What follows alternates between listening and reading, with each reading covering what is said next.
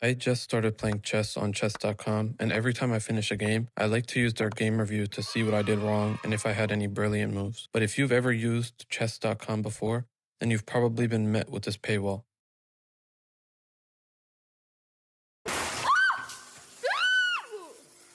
So I decided that instead of paying $10 a month, I would create my own free game review website. When you first enter the website, it asks you to either enter a PGN, your chess.com username, or your Chess username. If you choose to enter your username, a list of your games pop up. And for chess.com, it's a list of your games from the last month. And for Chess, it's a list of your last 20 games.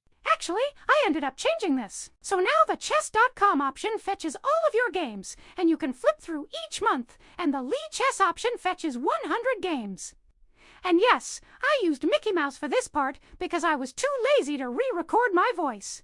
From here, you select a game and click Analyze, and now you can walk through the moves. Each move will show the grade of the move on the board, as well as in the move list on the right side. There's also an evaluation bar on the left side of the board to let you know who's winning. There's a lot more features that I'm going to add, and if you have any specific features that you want to see, make sure you leave a comment. Or you can click the link in the description to join my Discord and let me know there.